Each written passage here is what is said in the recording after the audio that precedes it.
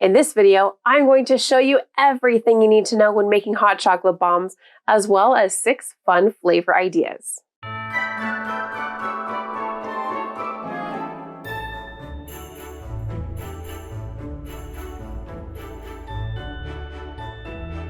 Welcome back, adventurers. Thank you so much for joining me for another fun food adventure. If this is the first time that you're seeing me, my name is Carly and welcome to my channel, Adventures in Yum.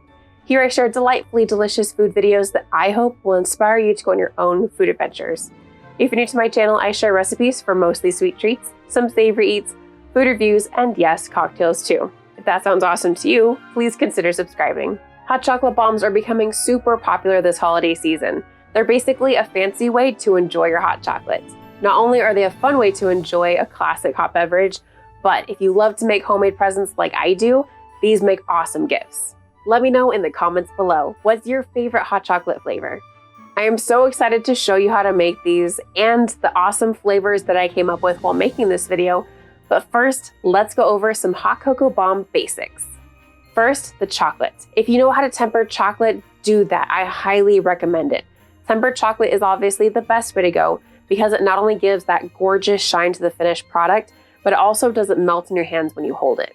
If you have yet to successfully temper chocolate, you are not alone. I too have not been able to successfully temper chocolate, but I am optimistic that it will in fact happen one day. Until then, I have a chocolate hack. Ghirardelli melting wafers. Like tempered chocolate, these give you a lovely shine and they melt nicely when pouring hot liquid over the top. They do start to melt in your hand if you hold them for a little too long, but that's pretty much the only downside to this option. I get these large bags at Sam's Club, but I'll also drop an Amazon link in the description below. Full disclosure, if you click on any of the Amazon links below and make a purchase, I'll get a small percentage of the sale, which goes towards paying for my ingredients and my website. I genuinely use anything that I link, and I want to make it easy for you to find the same ingredients and kitchen tools if you choose to use them as well. 2. Sizing. I decided to make 2 different sizes of hot cocoa bombs after some experimentation. The large ones are great for large cups in which you add 12 to 16 ounces of hot liquid. The smaller ones, on the other hand, are great for small cups in which you add 6 to 8 ounces of hot liquid. These are the molds that I use. I'll make sure to drop a link in the description below. 3. How to make them extra fun.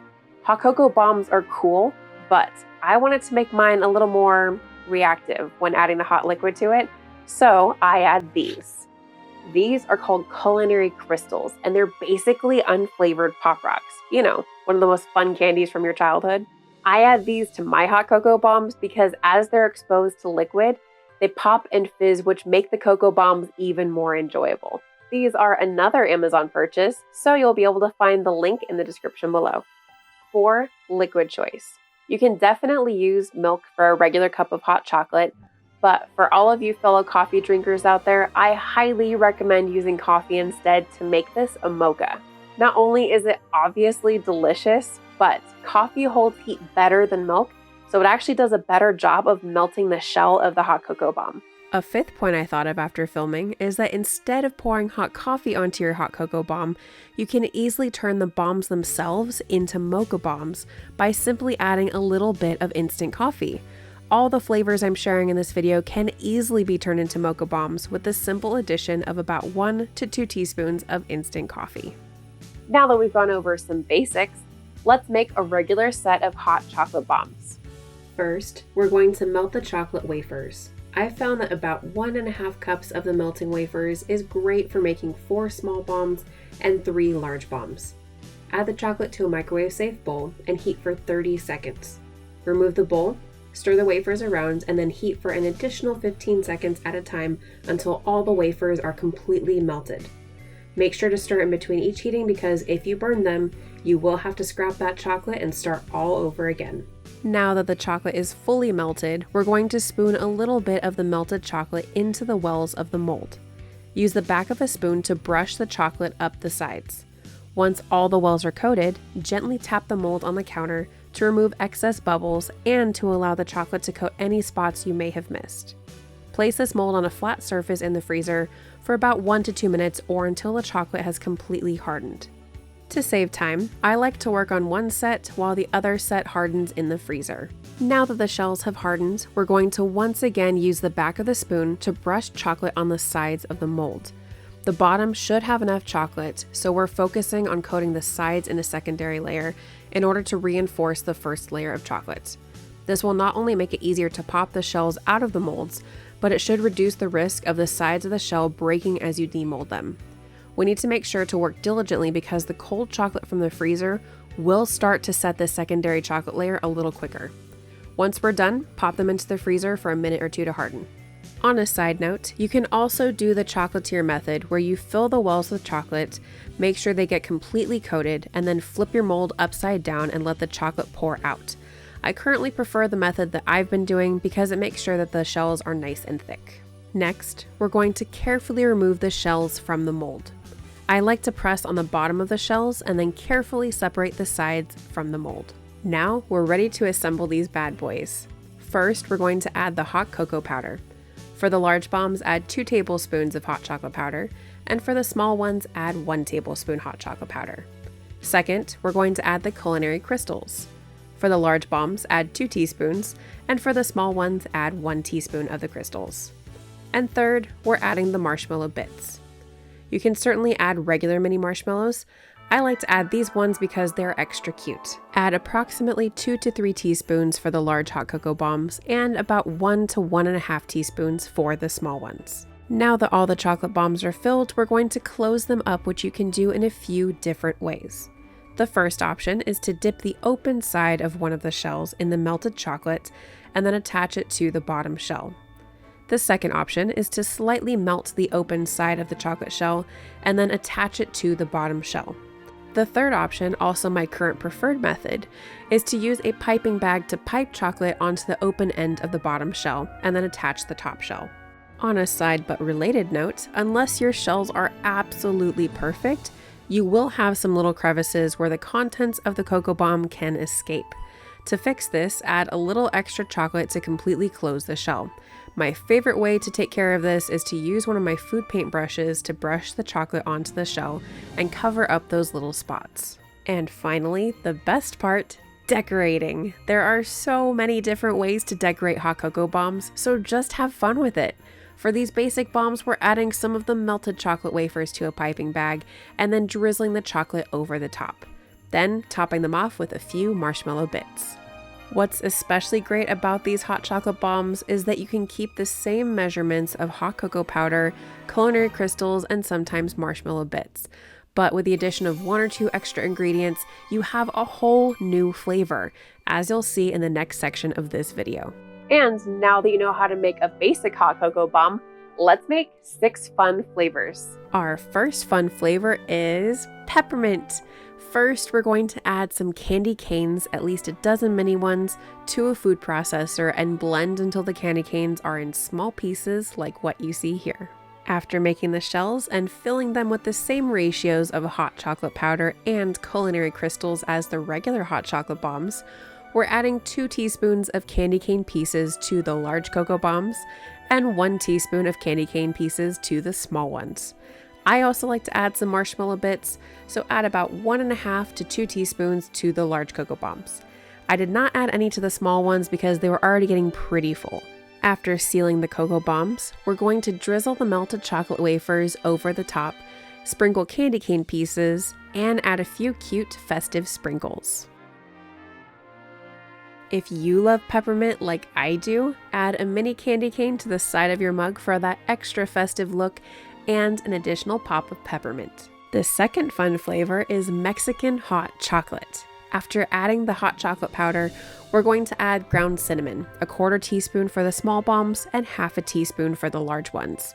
Add the culinary crystals and then the marshmallow bits. After sealing them up, drizzle some of the melted chocolate over the top and immediately add a generous dusting of ground cinnamon. Yes, it's really that simple to make a tasty Mexican hot chocolate bomb. The third fun flavor is s'more, because what do we want? S'more hot chocolate bombs. Get it? S'more hot chocolate? Okay, I'll stop now. Anywho, we're gonna start by adding some of the marshmallow bits to a glass heat-safe bowl. Take a cooking torch and carefully toast the marshmallows. Move them around to ensure that all of them get toasted at least a little bit. Please exercise caution when doing this step because some of these will catch fire. Simply blow them out and continue to cautiously swirl them around the bowl to ensure that they all get toasted. Set this aside to cool. You can also spread these marshmallow bits on a parchment paper lined baking sheet and bake them in the oven to toast them. It will just take a little bit longer. After making the shells, we're adding the same measurements of hot chocolate powder. Then add graham cracker crumbs, half teaspoon for the small bombs and 1 teaspoon for the large ones. After adding the culinary crystals, it's now time for us to add the toasted marshmallows. Notice how they're clumped together. What's cool is that even though they start to melt and stick together during the toasting stage, once they're cooled, they easily separate when broken apart. We're going to add about half teaspoon of the toasted marshmallow bits to the small bombs and approximately 1 teaspoon to the large ones. After completely sealing the bombs, we're going to drizzle the melted chocolate over the bombs, sift a generous amount of graham cracker crumbs, and add some of the toasted marshmallows to the very top. I'm gonna be honest, I wasn't quite sure those marshmallow bits would toast properly, but they did, and I am so excited that this s'mores cocoa bomb is on my list of yummy fun flavors. The fourth fun flavor is Snickerdoodle. Snickerdoodle is the first of the hot cocoa bombs to use the vanilla flavored melting wafers. Snickerdoodle's key flavors are cinnamon and vanilla, so I knew that these vanilla wafers would be perfect. After melting the vanilla wafers, just like you do with the chocolate, we're going to add about half a teaspoon of ground cinnamon for every 1.5 cups of vanilla melting wafers. Once we thoroughly mix this together and make our shells using the same method as the regular hot cocoa bomb, we're ready to fill them. First, add the hot chocolate powder and then the ground cinnamon, a 1/4 teaspoon for the small bombs and a half teaspoon for the large ones. Next, we add the culinary crystals and some marshmallow bits. Once they're all sealed up, it's time to decorate.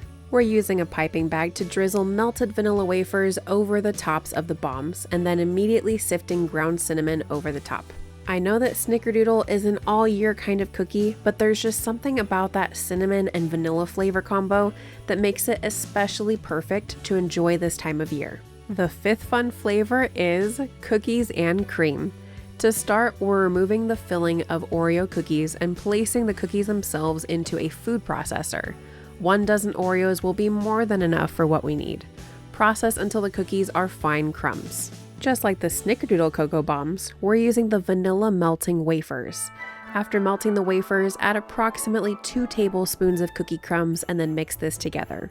Now, we're going to make our shells using the same method as the regular hot cocoa bombs. Once the shells are complete and we've added the hot chocolate powder, add some cookie crumbs, a half teaspoon for the small bombs and 1 teaspoon for the large ones. Next, we add the culinary crystals. And I decided to add some marshmallow bits, about 1.5 to 2 teaspoons, to the large cocoa bombs, but I didn't add any to the small ones because they were already pretty full. Now that they're all sealed up, it's time to decorate. We're using a piping bag to drizzle melted vanilla wafers over the tops of the bombs, and then immediately sprinkling generous amounts of cookie crumbs over the top. Cookies and cream is always delicious, and this hot cocoa bomb provides another delightful way to enjoy the awesome flavor combo of chocolate cookie and vanilla cream. Before I reveal my final and favorite hot chocolate bomb flavor, make sure to hit that like button and click subscribe. And finally, the sixth fun flavor is Creme Brulee. This is another hot cocoa bomb that utilizes the vanilla melting wafers because when I think of a classic creme brulee, I think of vanilla custard with a gorgeous caramelized sugar on top.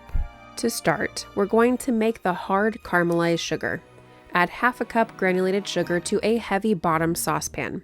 Place it on the stove over high heat. After a while, the sugar will start to melt and caramelize. At this point, you'll want to move the sugar around with a spatula that can withstand high temperatures. Continue to move the sugar around as it melts.